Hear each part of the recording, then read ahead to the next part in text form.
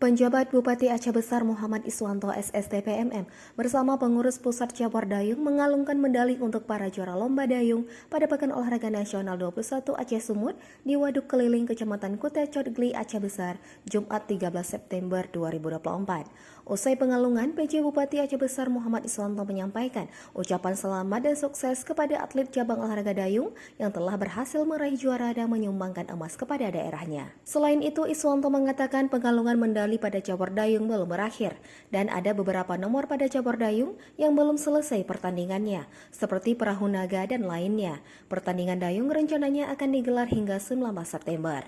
PJ Bupati Aceh Besar itu menambahkan hampir semua cabur PON 21 Aceh Sumut yang venue-nya berada di Kabupaten Aceh Besar pertandingannya sudah dimulai dan menurutnya hanya woodball yang belum dimulai pertandingannya.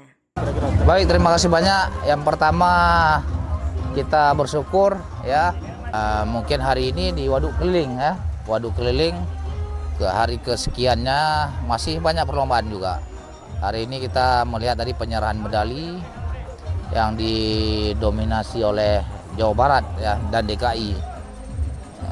Mereka menyampaikan luar biasa persiapan tempat kita di sini, apresiasi kepada panitia setempat, kemudian terhadap panorama alamnya, begitu juga di lokasi venue PON lainnya di wilayah Kabupaten Aceh Besar, terjun, para layang, kemudian selancar dan menembak ya.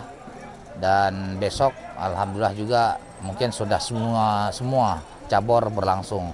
Ya, tinggal woodball, satu lagi besok yang akan dipertandingkan atau minggu, kemudian hari ini pertengahan dari dayung. Ya, kita lihat tadi ya atlet dari berbagai provinsi ya dengan gembira meskipun kelelahan menyelimuti mereka setelah bertanding.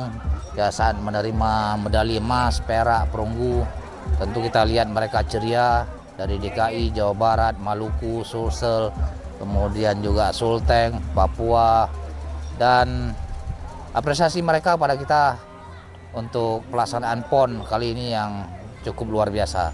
Ya. Dan kita tahu dengan arahan ya Bapak PJ Gubernur, kita melaksanakan dengan penuh tanggung jawab.